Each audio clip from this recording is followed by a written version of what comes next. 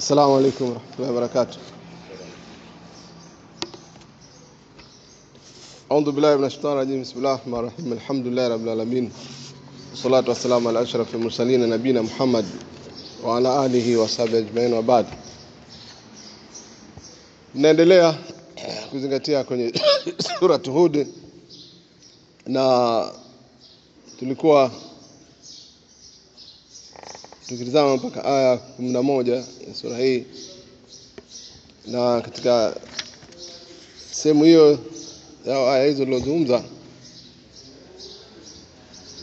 tulikuwa tumeona hali za makafiri na hoja ambazo wanatumia katika kupinga,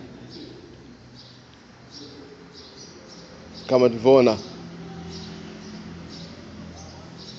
wakiambiwa katika aya ya 7 tumeona wakiambiwa kwamba watafufuliwa, wanasema huo nini? Ni uchawi. Swala la kufufua ni uchawi, tena mubin, sio uchawi tu lakini ulikuwa nini? Uchawi wa wazi wazi. Unasema huu ni uchawi wazi wazi, utafufuliwa watu baada watu washakufa muda wote, shageuka mifupa yao, shageuka nini, unga chaoza, akipaka mifupa mwisho inayuka, au sivyo? Inachukua muda tumweke mifupa, utaona uzito wake, lakini inaliwa na mchanga vile vile. Yeye mwenyewe mifupa yenyewe ni mchanga, kwa hivyo mwisho inarudi nini? Arudi kwenye mchanga. Ila Allah alimjalia asiliwe na mchanga yote, au sivyo? Lakini ada hata kawaida kwamba wanaliwa wanadamu. Kwa hivyo anasema, ndio akauliza kul man yuhyi lidhama wa ihramima, anasema, au sivyo?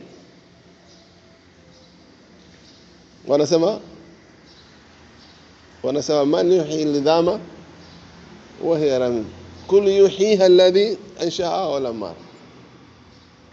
Wao wanasema nani atafufua mifupa hii? Wa hiya ramim, isha kwisha. Basi Allah anaambia waambie, ambaye ameumba mwanzo mifupa ndio atakayefanya nini? Atakayerejesha. Kwa hivyo hapa tunaona tena masuala kama yanarejea katika sura Hud hii. Vile vile wakicheleshwa adhabu wanasema nini? Kitu gani inaizuia hiyo adhabu isije muda wote? Sawa. Na bali wanaendelea vile vile kufanya istiza. Wakija katika upande wa neema, wakipewa neema, rahma za Allah subhanahu wa ta'ala, wakiondoshwa, wanadamu wanakuwa na kufuru, wanakwenda katika liasi wa nini? Wal kufru. Akipewa neema na Allah subhanahu wa ta'ala, baada ya shida, madhara, anasema nini? Anatafakhar, anajifakharisha na anafurahia. Isipokuwa wale, tunafa hapa Allah anakatisha kidogo hapa, anaomba isipokuwa wale wenye kumwamini Allah, walikuwa na subira na wakatenda mema, hawa hawana masala kama hayo. Hawa ndio wenye maghfira ya Allah subhanahu wa ta'ala, na ajrun kabir, na ujira uliokuwa mkubwa.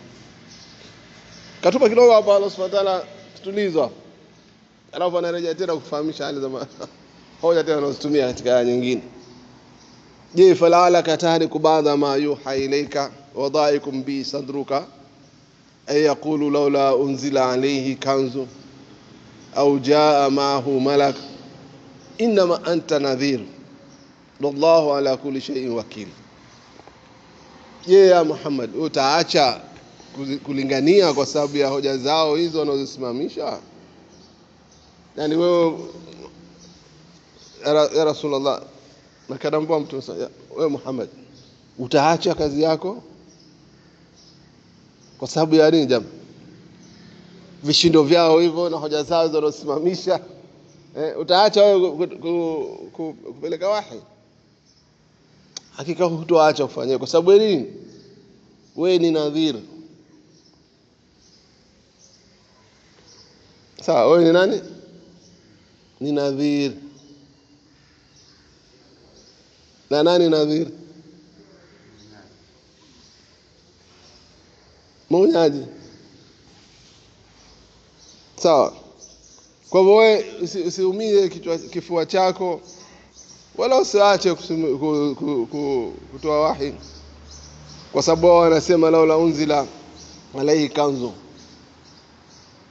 kwa sababu wanakuambia angeteremshiwa huyo mali, make tungeona vipande vya dhahabu vinateremka kutoka juu, au tukaona malaika wanashuka.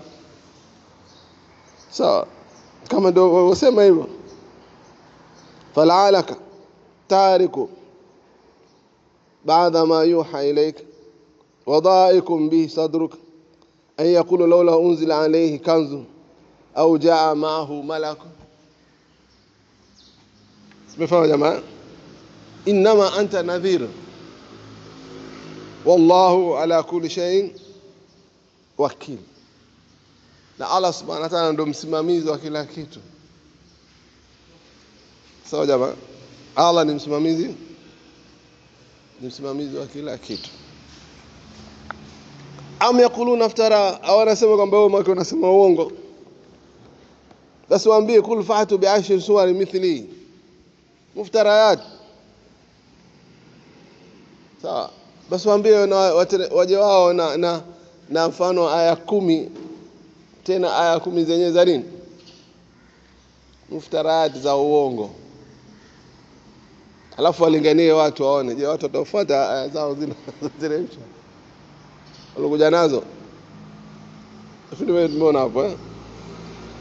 Kwa hivyo muendelezo wa hoja zile ambazo walikuwa wana nini, wanazidai na majibu yao wanaopewa. Kwambie walinganie katika hizo aya zao mbovu hizo, na walinganie watu pasina Allah subhanahu wa ta'ala, kama wao ni wa kweli. Kwa kupinga kwao kote, wanapinga kwa hoja mbovu, lakini hawana nini? Nasema hawana ile kitu cha kutumia. Maki Mtume Muhammad sallallahu alaihi wasallam ana wahi, ndio kitabu chake, au sio? Ndio mzungumzo wake. Sasa wao hawana nini? Hawana wahi. Ndio maana wanafanya basi, leteni wahi wenu, tungeni kitabu hicho ambacho kinakwenda kama Qur'ani, mlinganie watu. Kipo hata hivi leo, barake ukitazama makufara wanapinga wanacho kitabu chao kama cha Qur'ani, ukasema huu ndo wahi sahihi. Wanapinga vipi?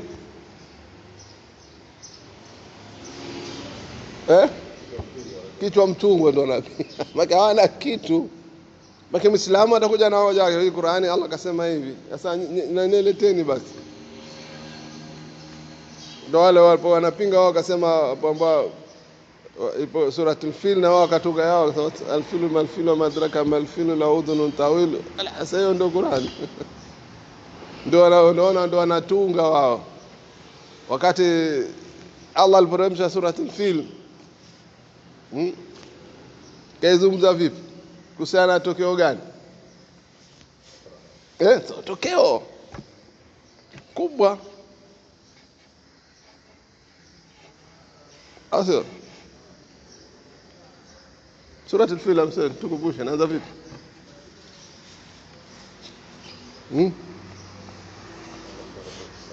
Alam tara kayfa fa'ala rabbuka bi ashabil fil alam yaj'al kaydahum fi tadlil wa arsala alayhim tahiran ababil tarmihim bihijaratin min sijil faj'alahum ka'asfin ma'kul.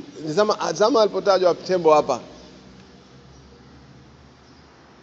hakutajwa kama yeye. Sawa. Asema Suratul Fil, sura hii ya tembo, ilipozungumza tembo, hakutajwa kama yeye ni tembo, kwamba Allah akataka kumzungumza tembo ana masikio mawili makubwa, ana mkonga mrefu, ana ndovu ile pembe. Lala, nene na wazini gani, au sio? Uzito. Hakutaka Allah, hakumtaja tembo katika mintarafu hiyo. Kamtaja tembo kama nini? Ni sehemu ya watu, kama matumizi yake. Watu walomtumia tembo kwa malengo yao. Ni jeshi ndio walipozungumzwa hapa. Walipozungumzwa ashabul fil, maana ni kikosi cha watu walikuwa wamepanda nini? Matembo tena wakubwa na nini, wanakuja nao kwa lengo lao kuvamia mji na kuvunja atakachovunja, waharibifu. Also tumesema hapa kina Arba na kina nani, kina Abraham alipokuja na kikosi chao, lengo nini? Kamata nchi, au sio? Kueneza mipaka yao, na kilichokuwa mbele kama kuvunja kitavunjwa. Tufahamu jamaa, sababu akiingia vikosi vikiingia vya kidunia havina lengo moja, havina malengo muhaddada, malengo maalum. Wataingia kutaka kukamata, kutawala au kukamata nchi, na uharibifu watakaweza kufanya, watafanya nini? Wanaofanya, wataua watu, watanyang'anya mali za watu, watavunja. Ndo hatrasa ya madola makubwa. Sawa, hatrasa nini ya madola makubwa, ubabe wa madola makubwa unapokuwa, au wengine kija kwa usalama, kwa sababu wao wanakuwa akili zao wanakuwa kama yale maslaha yao, akili zao kama nini, kama silaha zao. Ndio vipi? Ticha, hebu tufahamulie hapo kidogo. Akili zao kama silaha zao, hawana kurejea katika akili timamu. Ubabe wa upanga ndio akili zao wao. Sababu mtu mwenye kutafakari sahihi hafikiri mazonge sote, anafikiri katika zuri. Na mtu anapotafakari sote ndio anatumia kilicho mbele yake. Ndio maana tunasema akili na lugha ndio zinatengeneza nini? Zinatengeneza fikra ya mtu katika jambo. Sawa, maki akili yake ndio pamoja na lugha. Sasa kishakamata babe, anakuja tu akili yake babe, kwa hivyo silaha yake na maneno yake atazungumza babe. Kwa kuna uwiano vitu hivyo. Sawa, na silaha kubwa anayo, basi akili yake inampelekea kwa silaha yake, ndio kila kitu anaweza akavunja hapa bila kufanya lolote. Watu kama wanaingia, ndio alipokuja Abraha kwa lengo hilo,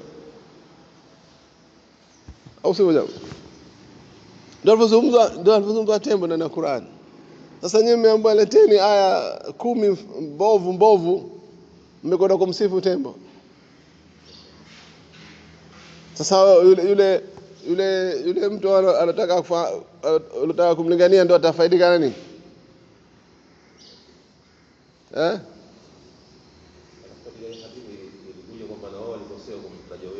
Pia kama mkosea rakaba tawil na shingo refu. Akati tembo ana shingo refu, kwa hivyo naona hata ule uongo pia nini.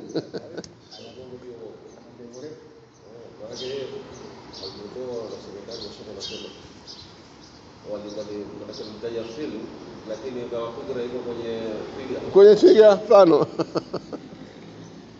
Wao umechanganya madawa hapo nasema. Kwa sababu nini? Kwa sababu fikira yenyewe ni nini?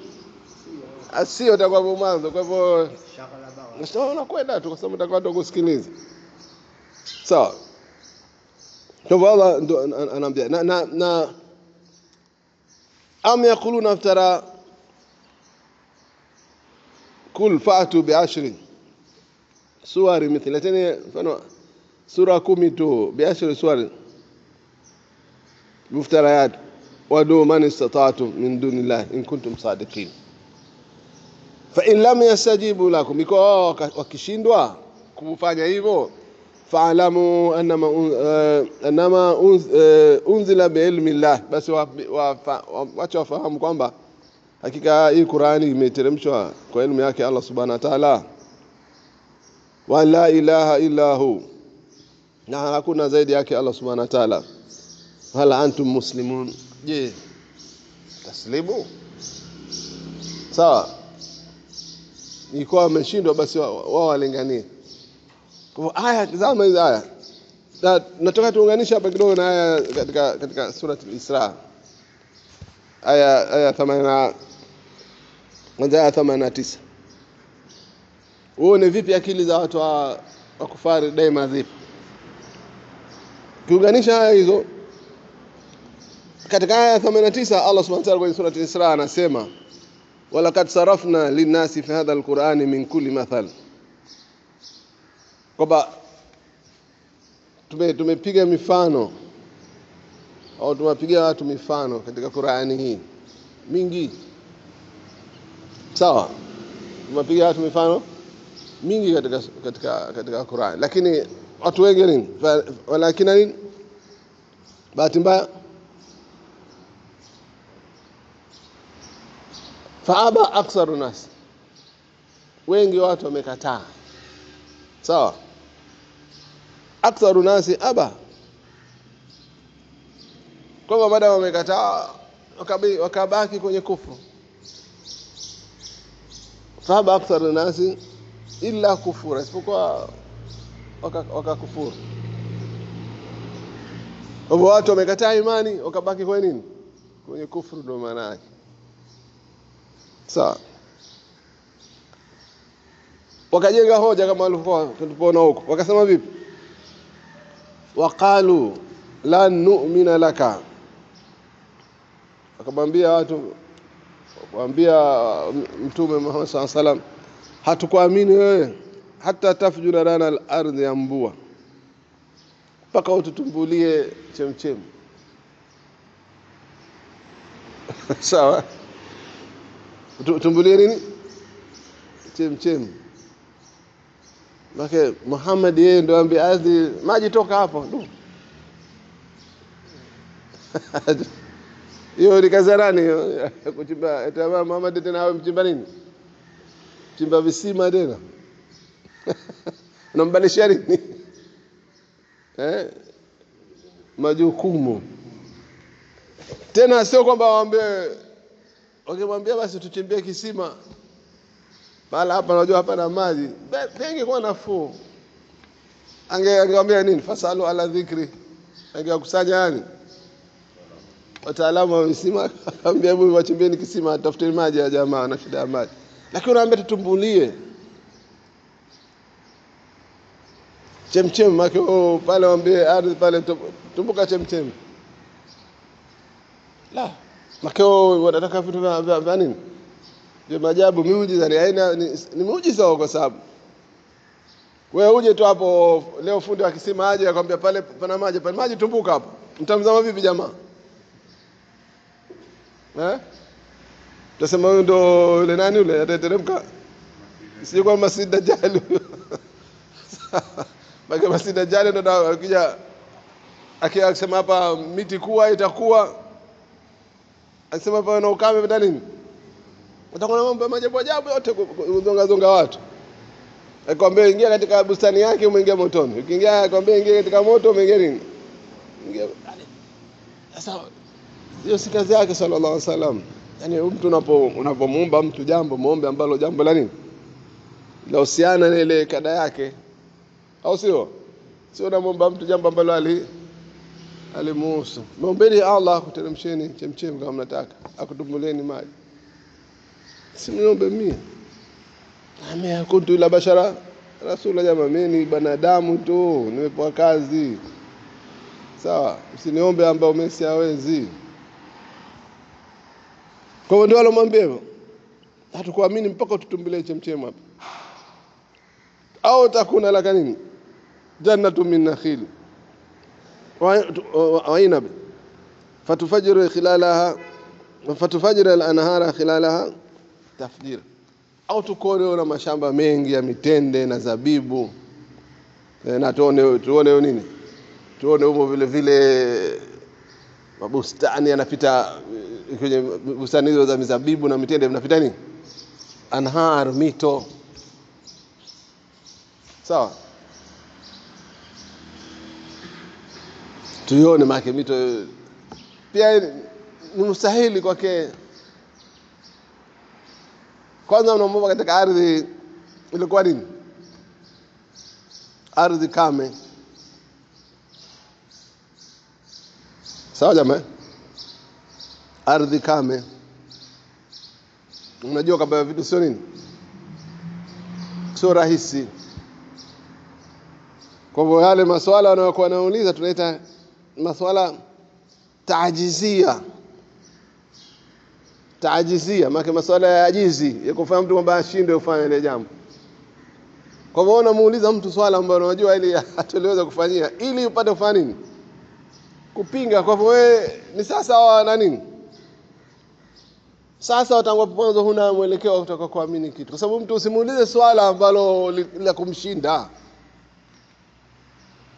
Au sio jamaa? Unapouliza swala, unamuuliza mtu ile swala upate jibu kwake.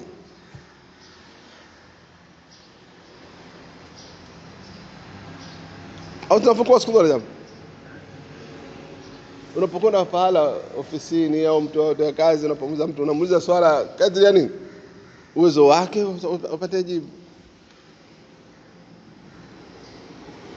Unapokwenda kwa mtu wa safari, unamuuliza safari kutoka hapa mpaka pale fulani na gharama yake na muda wake, unatarajia nitaenda muda saa ngapi nitatumia, au sio? Unapomuuliza. Lakini ukamwambia nipe hakika ndege haitoanguka njiani. Hasan, nataka kwenda Indonesia, kutoka hapa unaenda kumuuliza kwanza pilot vipi ndege haitoanguka njiani? Sitaajizia hiyo. Jamaa hata kisafari bado usitokee shuka jabala, au sivyo? Wewe hatutoka hapa unaanza kusema maswala. Sasa ndio akili za kupinga. So unauliza maswala ambayo make nje ya fikra ya khayali, akili ya yule ambao unamuuliza. Sawa jamaa? Au tusikita sama vile vile. Au tuteremshie kama unajidai make mbingu umeumba, basi tunataka sio tutafanyia. Tukiona kipande cha mbingu kiko chini hapa. Si alikuwa anambia labda siku ya kiyama mbingu zitaangushwa, zitapromoshwa, sio zitavunjika. Basi hebu basi tuletee sasa hivi tuone kipande cha mbingu kama za mtu kama unavyodai maana yake huko. Au siku ya kiyama sinazungumza katika suratul inshiqaq na infitar, au sio? Tasama shaqqat. Basi kama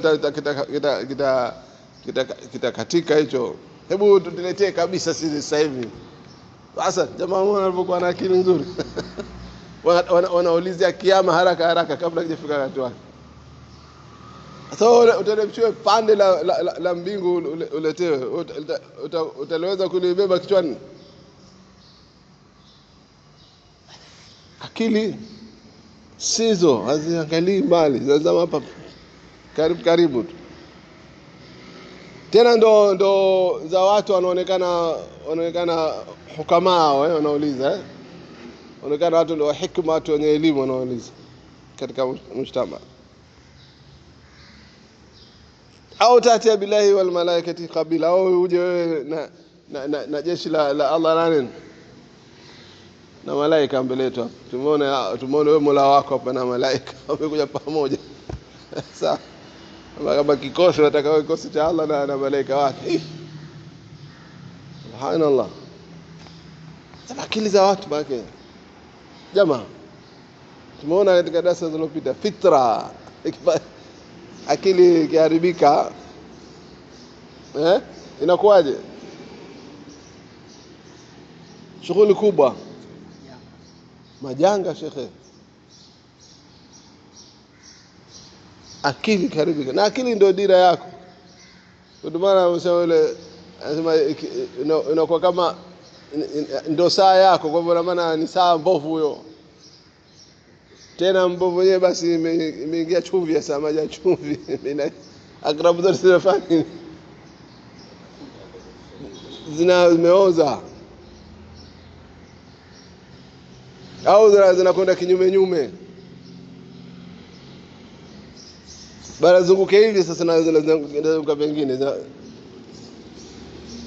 Na ndio maana yake bake watu wano kufuru, wanopinga siku zote akili zao si timamu, hazendi sawa. Kama zimetakiwa zende mbele zinarudi nini? Kwa zinarudi nyuma, zinaganda pale vile. Hasinyanyui mguu kwenda mbele. Sawa, na mtu sote anatakiwa nini katika maisha? Ende mbele. Hata unaposoma wewe, lengo lako nini la kusoma? Mpige hatua tunasema. Sawa jamaa, unaposoma maana unataka kupiga hatua. Tena sio hatua ya nyuma, hatua ya mbele. Kwa maana yake. Sasa wao wanarudi nyuma, hao wanaganda, hao wanarudi nyuma zaidi, wanakimbia zaidi. Ndio maafa baadaye yanapokuwa. Alafu uwe na kuna lakabaitu min zukhrufi, wanamwambia uwe na nyumba yenye kila aina ya mapambo. Maana yake wewe sio unaona labda anaishi katika nyumba ya kawaida mbovu mbaya anaiona. Sasa wao wamekwenda katika akili za nini? Itakuwaje bana kama wewe mtume kweli uwe maskini kama hivi? Sawa, kama wewe unazungumza mambo ya kiungu, mbona uko taabani? Ndio akili hizi tunasema akili za kimaterial. Sawa, na akili za material, akili za mada zote hazimsaidii mwanadamu kufika maendeleo. Maendeleo ya mwanadamu sio katika material tu. Na ukiona watu wanajali mada vitu tu, basi jua hawana maendeleo katika maisha yao. Sawa, ukiona pahala katika jamii yoyote inajikita zaidi katika maendeleo ya vitu, basi jua خلاص ushajiamulia kufanya nini? Kuporomoka. Kwa sababu akili itakuwa zinajali nini? Itakuwa zinajali vitu.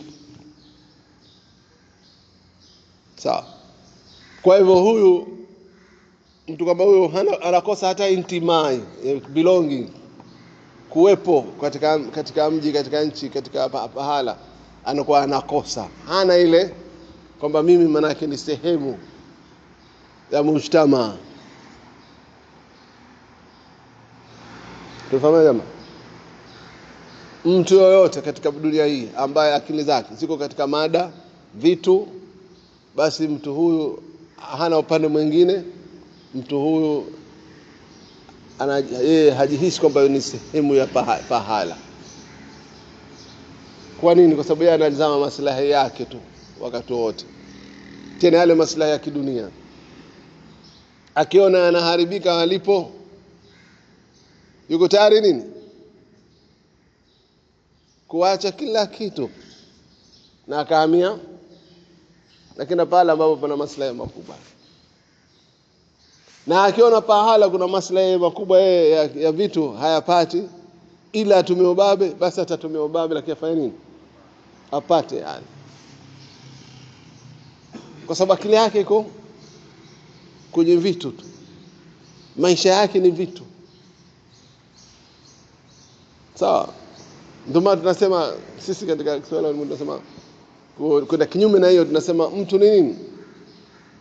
Mtu ni utu. Sasa watu kama hawa wanakuwa hawana utu wao. Kwa sababu wanasema nini? Wanasema mali tu. Ndio pia katika maneno mabaya zamani watu wakisema hapatakiwi pochi hapa, hapatakiwi mtu hapa, hapatakiwa nini? Pochi tu wanasema, sio? Hapendwi mtu, unapenda nini? Basi hiyo ndio akili za watu wa material. Ewa, pochi tu. Hapendwi mtu, hapendwa pochi. Kwa hivyo yeye anataka siku zote mtu wa dunia akufyonze tu ulichokuwa nacho. Sio na haja na sawa. Au sio jamaa? Nazama katika mfano wa mataifa yanavyokuwa. Si ndio yanavyokuwa hivyo? Leo anakuja anakuambia mimi nataka kuja kusaidia wewe katika swala fulani. Sio anakuambia nataka kusaidia kweli. Nataka kuja kwa sababu kishaona hapa pana utajiri fulani. Atakuwa rafiki yako mkubwa. Na anakuambia nitakuja kukulinda sasa. Na ole wako kubali kulindwa na wazungu. Hamsema ole wako kubali ufanye nini? Kuja kulindwa na wazungu. Wazungu waje kukulinda Sheikh. Kuja kutia ndoana. Tena ile amaloa za kopo. Sawa anakuburura. Mbona jamaa wanakuja kwa maslahi yao wao. Na akishakutia nanga haondoki tena. Vipi? Haondoki. Ndio tunaona. Wanapokuja nchi moja ukisema base zile za kiaskari za wazungu katika Middle East hapa na nchi nyingine za Afrika, zama zilikuwa nyingi. Kila mmoja anakwenda kuja kulinda. Nchi hiyo inaweza kuwa ina base askari ya Marekani, nchi hiyo inaweza kuwa na base askari ya nani? Ya Mfaransa, hiyo ikawa na ya Mngereza pengine. Nchi moja inalindwa na wazungu 6. Na hao wote wanakutana katika nini wao? Pamoja. Katika maslahi yao. Sasa wewe unataka kupambana na mmoja katika hao. Utaweza? Huna ushakupotoa kwanza nguvu zao. Ndio maslahi yanapokuwa. Sawa, ndio tumeona hapa jana tulisema mfano wa Marekani na Bagram pale. Kule Afghanistan. Anataka ingie kwa nguvu anasema. Kwa njia yote lakini arudi tena.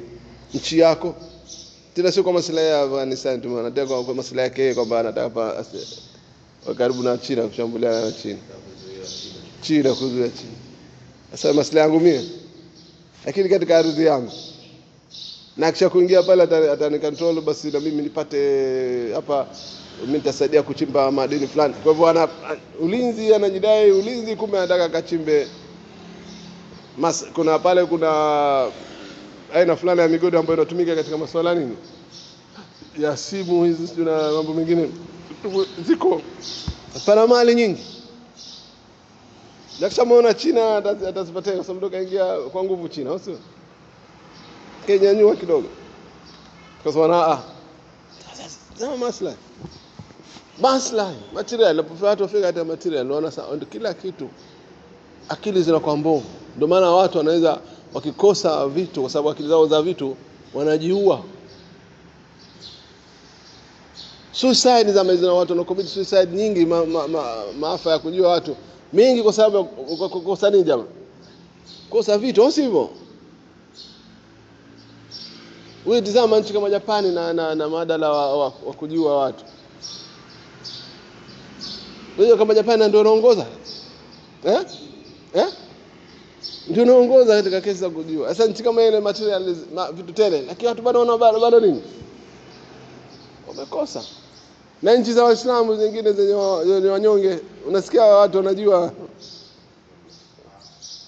hata kama akijua lakini sijui 1% ifiki ni 0 huko.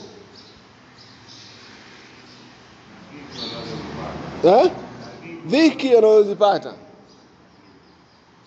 Kama kujinyonga ndio ushajinyonga wote watu wa Myanmar, Waislamu wa Rohingya. Kama kujinyonga kwa dhiki, basi wale ndio walikuwa wanashiriki nini? Unamka asubuhi unaona kila mmoja katunika kamba yake. Bali leo kuna watu wanajua katika majumba mpaka wanasahulika, saa hawajulikani, mtu anaishi peke yake na nini, mtu ana mwezi mzima. Watu ndio wanajua kwa harufu imechomoza huko. Sasa watu wanaishi maisha kimada, mtu maisha peke yake, washoka watu wazima anatupa tu, hana habari na watu. Watu wanahangaika, vizee mwisho anajinyonga. Kwa sababu ni kwa hivyo maendeleo ya watu si kwa material peke yake. Sawa? Maendeleo ya watu pamoja na nini? Nafsi. Vipi nafsi zinakwenda mbele katika mambo ya kheri. Kwa hivyo lazima mchanganyike hivi. Mahitaji ya kinafsi na mahitaji ya kimwili lazima kuwe na nini? Yanakubaliana, yaende pamoja. Sio kila mmoja kimoja kimpite mwenzake. Kikimpita mmoja mwenzake, basi jua hapa katika mshtama wao kuna khalal, kuna mapungufu makubwa. Sawa? Na fikra mbovu ndio zitakazokuwa zipo pale tu. Kwa sababu watu hana marja sahihi kwa Allah Subhanahu wa Ta'ala. Kwa kila kitu cha fikra zao, itikadi zao, zote zitakuwa za kimaterial tu. Ungekuwa na mali, tutemshia hichi, tungekuwa na majumba makubwa. Unamuuliza mtu anambia basi ungekuwa na majumba zakhrufu yamejaa manini? Mapambo. Maswala ya ajabu, basi tukoone kitabu kija hapa moja kwa moja kiteremke. Sasa ndio naomba waambie basi kulu subhana rabbi hal kuntu illa bashara rasula, mimi si lolote isipokuwa nini? Bashara rasula, ni mwanadamu na ni mjumbe tu Allah Subhanahu wa Ta'ala. Kwa fuateni yale ambayo mimi nakuelekezeni zaidi kuliko kuniomba mimi ambao sina nini, sina uwezo nazo. Sawa, nafikiri tumeona akili za kimaterial jamaa inapokwenda na hizo ndo ambazo sasa hivi katika ulimwengu ndo zinachukua nafasi kubwa. Na bahati mbaya mpaka katika nchi zetu, jamii zetu za Kiislamu tumekuwa tuko huko sasa. Kwa sababu tumeona tunachukua kigezo kwa wale walokuepo sasa, tunaona wako mbele kwa sababu wana skyscraper, tunaita nasahatu sihabi yale majumba kuchoma yanachoma mawinguni. Tunaona wana kutarati zile magari moshi ya chini kwa chini.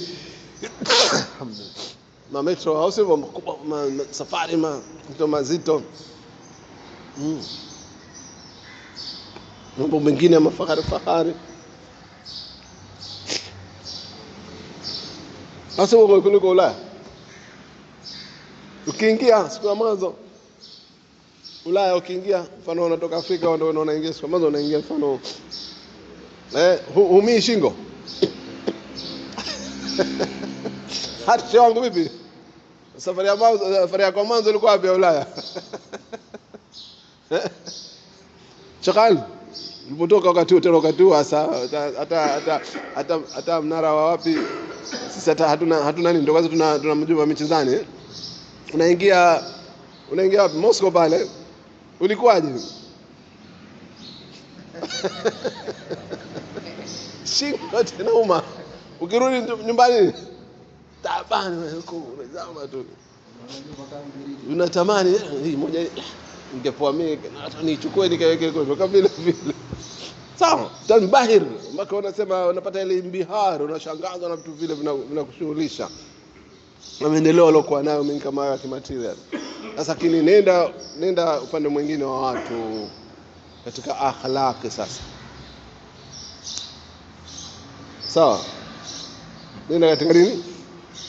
Upande wa pili sasa, watu wanaishi vipi, tabia zao. Je, ni wakubwa kama majumba yao, tabia zao? Au ni aqzam, au ni wako chini?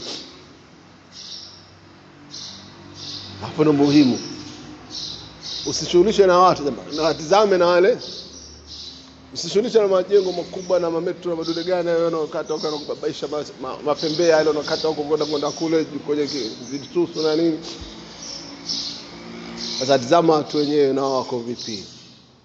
Je, wako wakubwa kama wale maendeleo yao ya kimaterial? Au wako wadogo kabisa? Wao utakuta wako chini kabisa. Unaweza akaja hapa mtu akafanya lolote analotaka. Wengine wakacheka tu wakapita.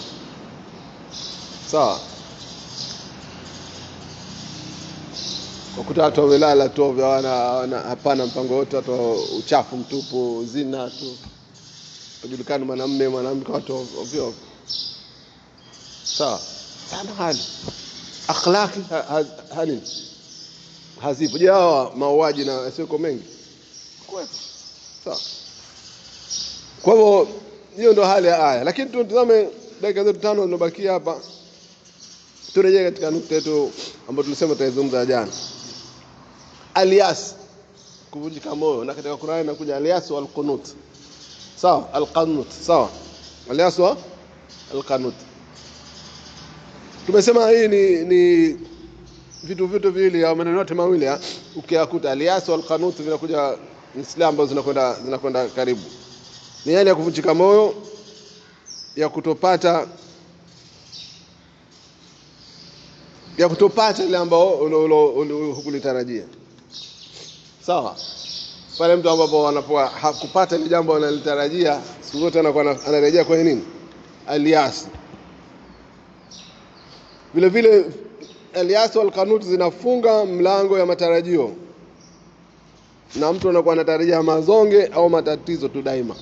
Yaani wewe unakuwa hutarajii kitu kichema. Zote wanatarajia nini? Ukienda katika aliasi, kuvunjika moyo daima, unakuwa wewe unafikiria kwamba kupata mabaya, ufikiri kupata mazuri. Ndio maana hii katika Uislamu imekatazwa kabisa. Hatutakiwi kuvunjika moyo kwa lolote. Katika hali yoyote ile, Muislamu hatakiwi kufanya nini? Kafika pala akavunjika moyo. Mwenye sifa mbili hizi, aliasi, kuvunjika moyo, tunasema anakuwa vipi? Daima anazama kwenye dhambi na hana tamaa ya kheri. Kama mtu alovunjika moyo wakati mwingine katika maisha, unaweza ukamkuta kazama akaamua alewe tu basi. Yani sio kaenda kupiga kidogo akaona akapata raha kidogo. Kuna tofauti mbili hapo. Au sio? Kuna mtu ambao yeye ana pengine kila kulewa akafikiri kwamba nitapata raha katika ulevi, unaona, au pengine tu mambo yamekwenda hivi akajikuta kaingia katika masuala. Lakini yule tunamzungumza hapa, yule kwa na yasi, yeye yule anaona nini? The only solution mimi niweka wapi? Ninge pub tu basi, mimi nikae pale nidize chupa kisha hii malizika aondoki. Mtu haipandi haishuki. Saa zote haipandi haishuki. Sawa? Kama mlaunga kitu kingine. Sawa? Ni sawa kwa sababu wote wana ulevi. Kufanya mwe saa zote kwa nini? Aondoshe. Wenye wanaita arosto tu. Saa zote ipo kwa digane. Na mwingine mbali, mwingine anaweza akaenda katika zina tu. Sawa, kwa hivyo mtu anazama kwa nini? Kama kamari, na mvuta kwa katika kasino tu wewe. Mpaka anamaliza kila kitu, mpaka anafika kujiua. Sasa hii ndio katika liasi. Sawa? Sasa katika Muislamu hatakiwi swala la yasi. Hata iwe vipi, hali iwe ngumu vipi, usifike pale mkavunjika moyo. Sawa? Na mfano mingi ipo, muda tu utakuwa turuhusu, lakini mzame kisa kwenda katika Yakub alayhi salam. Vipi alikuwa katika surati Yusuf inatufundisha vipi mtu hatakiwa afanye nini? Akate tamaa. Kwa hivyo swala lingine ndio sema ni kukata tamaa. Kuvunjika moyo na kukata tamaa hairuhusiwi katika sura. Mzame Yakub anamwambia, jamani nendeni mkamtafute ndugu yenu, mkamtafute Yusuf na ndugu yake. Msivunjike moyo na nguvu za Allah. Sawa. Tumeona Yakubu yeye akapoteza macho, kahuzunika mpaka nafsi imefanya nini. Na ndio maana wakati mwingine huzuni zinaweza ikapeleka mtu kaletwa mambo mengine sio kawaida. Sawa, lakini bado hajafunjika kama anaambiana jamani hivyo nendeni. Sawa, na ni sifa ya makafiri. Nao ndio maana tunasema daima kwa sababu hana matarajio na Allah Subhanahu wa Ta'ala. Sawa,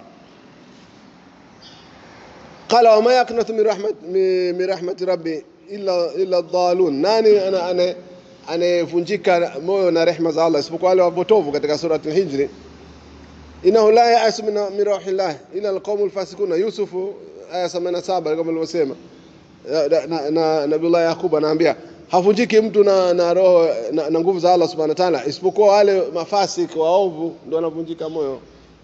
Sawa,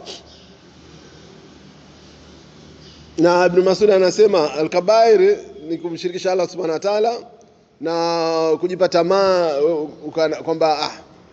kwamba hakuna lolote kutoka kwa Allah Subhanahu wa Ta'ala. Sawa, al-kabair katika mambo makubwa. Wal qanut min rahmatillah wal ya'si min rahillah, bila mtu kuvunjika moyo katika kuvunjika moyo. Sababu zake tunakwenda haraka kidogo. Kwanza, kutomjua vyema Allah Subhanahu wa Ta'ala kwamba rehema zake ni kubwa na ukarimu wake vile vile ni mkubwa. Sawa, hiyo ni moja katika sababu. Sababu ya pili, kuchupa mipaka, ghuluu katika kufanya, katika kuogopa. Yaani mtu anafika pale anaogopa kitu mpaka kinapindukia. Sawa, natakiwa katika patikana hofu wa rajaa jamaa, katika kuabudu Allah Subhanahu wa Ta'ala, kutenda uwe unaogopa na wakati unatarajia, sio ile fikra ya kuogopa ichupe mipaka, la utashindwa kufanya jambo. Sawa, lazima utarajie upande mwingine, utarajie hata mtu akifanya makosa. Ndio maana Allah anasema nini? Waambie ibada wangu wale walifanya makosa, kul ibadi alladhina asrafu min anfusihim la taqnatu min rahmatillah. Msivunjike moyo na rehema za Allah. Allah yaghfiru dhunuba jamia, Allah anasamehe kila kitu. Sawa, kumghulu katika kukosa kukaa na watu wenye matarajio, na ukakaa na watu ambao zote wao hawana matarajio. Wewe maki ukikaa na watu wale zote watakuvunjika moyo, hatari hivyo. Watakuvunja moyo kila kitu. Utaweza wapi wewe bana? Utaweza kufanya jambo hili? Wazungu washafanya lote. Utaweza wapi watu? Ndio kwa sababu yeye kashindwa. Sasa ndio hewa. Unataka ukae na watu walio nini zote? Suhba salih, watu ambao walikuwa watu wako na matarajio na matarajio makubwa na fikra makubwa, ndio mtu anatakiwa ukaa nao kila wakati. Usikae na watu wa nini? Muthabbitina, watu wa kuangusha, wa kuporomosha watu. Sawa, alqaidina, watu wenye kukaa. Amsela atuambia muda ushakuwa mrefu. Tunamalizia inshallah. Kuzama katika dunia na machumo yake kama nilivyozungumza mwanzo. Ndio aya surati Rum 36 vile inatuambia, na tumeona aya surati al-Isra katika darasa letu kule. Sawa, wa idha anamna ala al-insana arada wa na bijanibi wa idha masahu sharu kana yausa. Sawa, mfano tumpa mwanadamu pamoja na wale ambao tunazungumza hapa hizi, tukimpa neema, lakini tukimwachia kidogo tu anakuwa nini? Yaus. Sawa, kuona maisha hayana kitu, hayana malengo, na kuona maisha hakuna lolote katika dunia, yana lolote, kushindwa kwa sehemu ya jamii na kuamua kujitenga. Maana mtu anajitenga na jamii au sehemu ya jamii, basi jua ni katika tatizo. Sawa, anaanza kutengeneza nini? Fikra za kwanza kuvunjika moyo, kwamba mtu hana ushirikiano na wenzake. Hatari kubwa. Mtu lazima uwe na mashirikiano na wenzio, tena utafute suhba salih. Mazonge na matatizo ya kifamilia, wakati mwingine na familia pia inaweza yakapeleka watu kuvunjika moyo. Kutojiamini nafsi yako na kuwa na fikra mbovu, tunasema fikra hasi daima. Mtu kama huyo anakuwa muhanga wa fikra zake, sawa, kwa na fikra mbovu. Matatizo mfano maradhi, unyonge na bila ufumbuzi. Hizi katika nini sababu za kupelekea mtu na imani dhaifu, sawa. Amsale tumalizie darasa au tubakishe mpaka kesho? Subhanakallahumma wa bihamdika ashhadu an la ilaha illa anta astaghfiruka wa atubu ilaik. Jazakumullahu khair.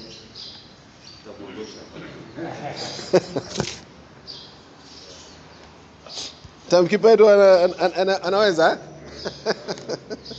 kwa inshallah tutakuja kuendelea hapa katika kesho kwenye alama tukumbushane katika alama zake.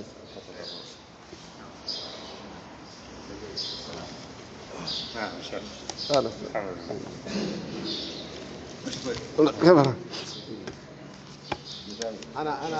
Ana msamaha mzee. Vipi? Lama. Tutakuja.